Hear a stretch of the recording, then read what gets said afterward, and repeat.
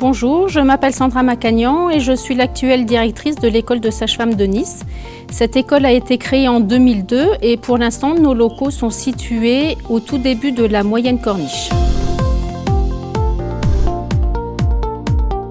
J'ai été sage-femme clinicienne de terrain, comme on dit, pendant 30 ans. C'est un métier, le métier de sage-femme est un métier qui est fascinant, mais qui est très exigeant. Donc ça, évidemment, dans le choix de cette profession, ça doit compter.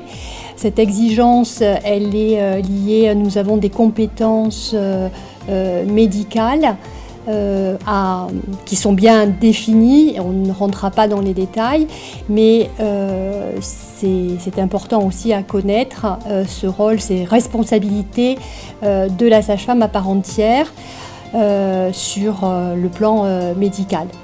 Donc le métier de sage-femme, c'est avant tout, la sage-femme elle est spécialiste et elle est la garante de la physiologie. Effectivement, pas que pour l'accouchement, la naissance, mais tout au long de la vie d'une femme en bonne santé, hein, ce qu'on va préciser, on reparlera des différentes compétences. Donc ça, c'était quand même un rôle important. Et cette physiologie, elle est dans 80% des naissances, donc c'est dire la place que peut avoir une sage-femme dans le suivi de ses patientes. Alors, c'est une profession médicale, d'accord, mais il ne faut pas oublier le rôle de l'accompagnement de la sage-femme, qui est un rôle essentiel, qu'il faut absolument ne pas oublier dans toute prise en charge d'une patiente, que ça soit encore une fois tout au long de la vie d'une femme, hein, pas uniquement que pour l'accouchement. Je suis Valérie Constant, donc sage-femme enseignante depuis 4 ans. J'ai été sage-femme de terrain pendant presque 30 ans également. Par rapport donc à cette profession médicale, donc nous avons un droit de prescription qui est restreint, mais ceci dit assez large, que ce soit au niveau contraception, au niveau orthogénie, des examens biologiques et paracliniques, tout ce qui est dispositifs médicaux, etc.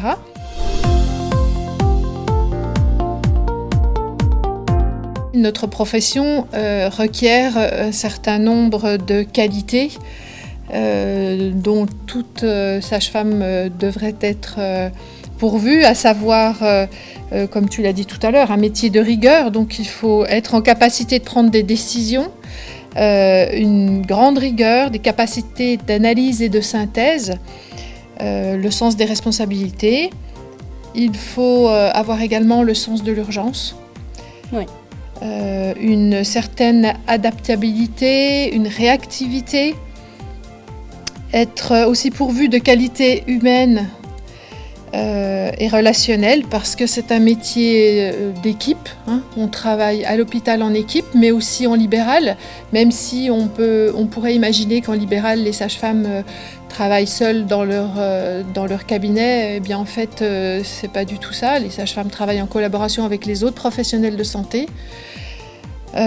Donc les sages-femmes doivent être en capacité d'écoute et d'empathie. Elles doivent avoir également des capacités, une certaine dextérité, hein, des capacités manuelles, puisque c'est un métier très manuel également. C'est un métier très manuel, effectivement. Et une grande patience. Voilà. Donc c'est un métier qui est en perpétuel mouvement. Et avec des compétences, comme on l'a dit tout à l'heure, qui se sont élargies, notamment au niveau de la contraception, du suivi gynécologique de prévention des patientes, mais aussi dans le cadre de la PMA, qui est la procréation médicalement assistée, excusez-moi. Donc voilà, un métier qui est en perpétuel mouvement et qui garde tout ce côté passionnel dans la vie d'une femme. Actuellement, la démographie des sages-femmes est essentiellement représentée dans les hôpitaux. On a de plus en plus de sages-femmes libérales. Et puis, il y a aussi des sages-femmes qui travaillent dans des centres de protection maternelle infantile. Et dans les années à venir, avec un besoin de professionnels de santé pour avoir un maillage territorial satisfaisant, on aura de plus en plus besoin de sages-femmes donc dans des centres de santé ou à l'extérieur des hôpitaux privés ou publics. Voilà. Le secteur libéral, effectivement, s'est développé nettement ces 10 dernières années avec l'élargissement de nos compétences et puis ce maillage dont tu parlais. Après, la sage-femme, c'est pas lorsque l'on est sage-femme, on peut aussi évoluer. On est sage-femme de terrain à un moment donné, on peut se spécialiser, faire des cursus d'enseignement complémentaire au travers des diplômes universitaires, oui. Diplômes interuniversitaires, des masters, etc. Donc, par exemple, on peut se spécialiser en faisant de l'échographie, en faisant de l'acupuncture, en ayant des diplômes complémentaires en allaitement, suivi d'allaitement, etc. Et bien d'autres, j'en oublie bien entendu. Voilà. Tout ce qui concerne la femme. Donc c'est vrai que ça permet à ce que ce métier soit toujours vivant. On est dans ce cœur métier, dans du vivant, mais voilà, le fait que nous puissions développer toutes ces compétences est un vrai attrait parce qu'on va avoir des motivations perpétuelles tout au long de votre carrière. Oui, c'est un métier évolutif en fait. Il ne faut pas croire qu'on est sage-femme et on reste cantonné à une certaine tâche. Non, c'est très... Et même au sein d'un hôpital, on peut pratiquer en salle de naissance, on peut pratiquer, puisque c'est ce à quoi on pense en priorité, on peut pratiquer en suite de couches, en consultation, en centre d'orthogénie, etc., etc. Donc même au sein de l'hôpital, on peut avoir différentes missions et différentes... fonctions qui sont très intéressantes et personnellement je ne me suis jamais ennuyée. Voilà. Moi non plus. Voilà. Donc ça c'était à peu près, je pense qu'on a fait à peu près le tour de... Bon après quand on veut avoir d'autres missions que la clinique pure, on peut avoir aussi des missions d'encadrement. Oui. Donc là, reprendre une mission d'encadrement dans un service à l'hôpital, par exemple, ou alors reprendre, comme nous l'avons fait, donc des missions d'enseignement. Et là, pour ça, nous avons suivi un cursus master. Alors, il y a différents types de masters qui permettent d'occuper ce genre de poste, mais il y a des masters d'enseignement et des masters... gestion de projet et autres. Donc vous voyez que cette profession, elle ne se limite pas, souvent quand vous choisissez ce métier, vous ne le connaissez pas forcément et puis c'est souvent l'attrait du bébé. Et vous voyez qu'il y a un couple mère-enfant et même parent-enfant qui s'élargit et la prise en charge est d'autant plus intéressante que cette prise en charge, elle s'élargit. Et donc ce suivi de la femme en bonne santé qui va également vous permettre de suivre vos patientes de l'accouchement. C'est souvent comme ça qu'on va rencontrer ces patientes jusqu'à la ménopause, jusqu'à ce que la patiente vienne vous voir. Donc ça reste un vrai attrait pour cette profession. En tant que sage-femme, on peut également participer à des missions humanitaires en parallèle de son travail. On peut en parallèle ou alors carrément faire ça à temps plein. Donc personnellement, j'ai J'ai participé à une mission humanitaire, mais sur différentes petites missions au sein d'une mission plus complète. Et donc une mission sur l'amélioration de la qualité de vie et de soins des mères et des enfants en Mauritanie, par exemple. Et donc dans ces missions, j'ai eu l'occasion de faire du terrain, d'accompagner les professionnels, de faire du coaching, d'accompagner également les encadrants pour une restructuration au sein des services de soins.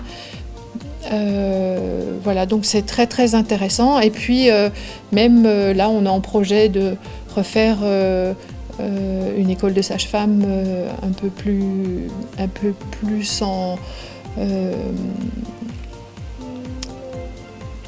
conforme, un peu plus en conformité avec les exigences du soin et de la qualité des soins, l'amélioration de la qualité des soins qui est une grande priorité actuellement.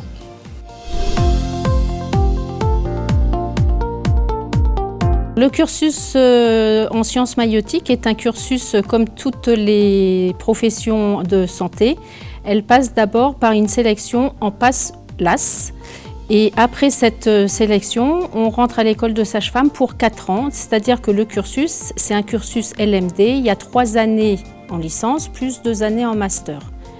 Les 4 années, donc licence 2, 3, master 1 et master 2, se déroulent à l'école de sage-femme dans un cursus en alternance entre des cours en présentiel et des stages dans différents secteurs où exerce la sage-femme.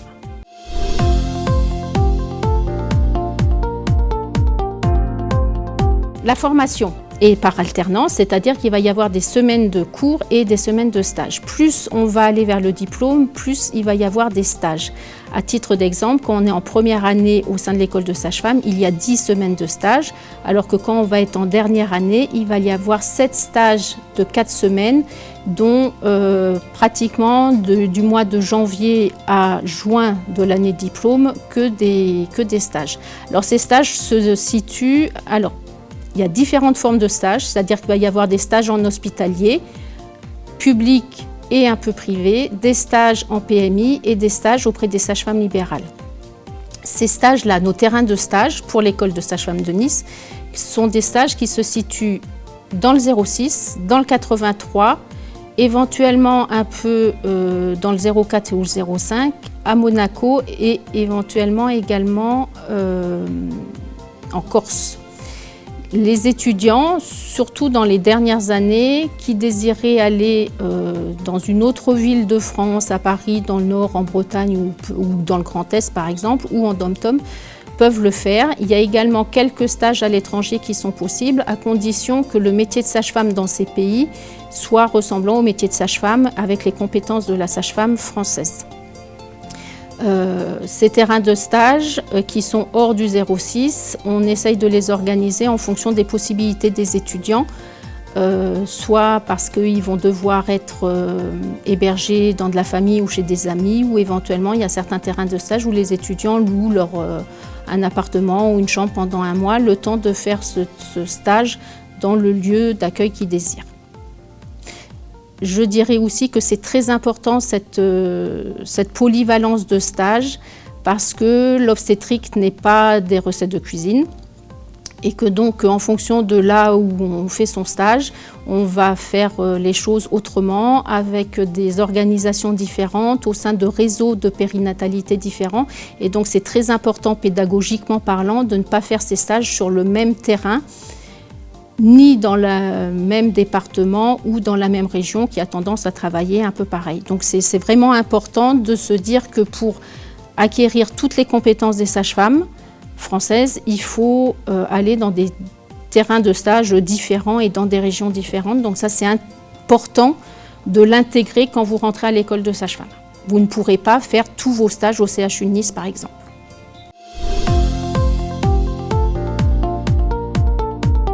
Sur le terrain de la France, enfin en tout cas en métropole et Dom-Tom, il y a des postes de sage-femme qui se libèrent chaque année. Il n'y a pas vraiment de chômage dans les étudiants sages-femmes qui sortent des écoles de France. Il y a 1000 étudiants qui sortent par année. À partir du moment où ces étudiants acceptent une certaine mobilité, c'est-à-dire de ne pas forcément se dire « je suis de Cannes et je veux absolument travailler au CH de Cannes », s'ils acceptent de bouger soit dans le 06, soit dans la région aux alentours, voire plus dans la France ou en dom-tom, ils trouveront des postes. À l'école de sage-femme, par exemple, tous les ans, 6 mois après le diplôme d'État, je fais partir un questionnaire pour savoir si nos diplômés de l'année ont trouvé du travail. Et chaque année, depuis plusieurs années, il y a 100% des étudiants qui ont trouvé du travail à 6 mois de la sortie de l'école. Alors souvent, quand c'est des postes, par exemple en service hospitalier, soit public, soit privé, bien sûr, ces nouveaux diplômés sont souvent sur ce qu'on appelle du CDD. C'est comme ça depuis des années, et je dirais même des décennies, où en hospitalier, on commence par des contrats à durée déterminée, puis des CDI avant d'être stagiaire puis titulaire.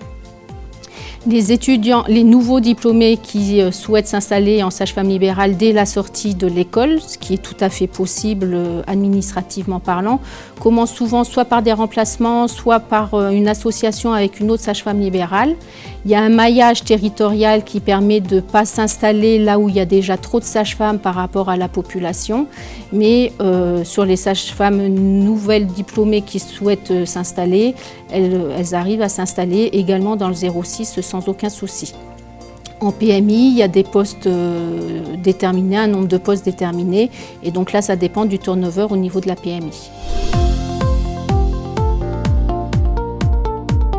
Alors, le métier de sage-femme, moi, j'y vois deux grandes lignes. En premier lieu, la sage-femme est une technicienne qui va faire des gestes techniques, médicaux, et donc pour ça, il faut être extrêmement compétent. Mais en dehors de ça, ce qui nourrit une sage-femme, c'est vraiment l'accompagnement des patientes, c'est-à-dire les accompagner tout au long de leur vie, que ce soit en gynécologie ou en obstétrique, l'accouchement et les suites de l'accouchement. Et ce qui nourrit une sage-femme, c'est cette relation-là avec le patient. La sage-femme est une profession de santé, je dirais même plus, c'est une profession de soignant. Et le soignant, sa vie, c'est la relation qu'il va avoir avec la patiente, avec le bébé, avec le papa, voire avec la famille élargie, pour accompagner ces moments de vie de la femme et de la famille les plus importants qui soient. Et la sage-femme, non seulement elle va assurer la technique nécessaire, ça c'est une condition sine qua non, mais surtout ce qui va faire d'une sage-femme une bonne sage-femme, c'est qu'elle va savoir prévenir les pathologies, donc mettre tout ce qui est en place pour que la grossesse et le suivi gynéco se déroulent normalement et lui donner toute la chance pour que tout se passe bien. Elle va savoir diagnostiquer les pathologies émergentes, prévenir les complications et puis surtout, elle va planifier tout ça en compagnie, en adéquation avec les désirs de la patiente pour que ça se passe au mieux selon les désirs et permettre l'émergence de ces moments particuliers.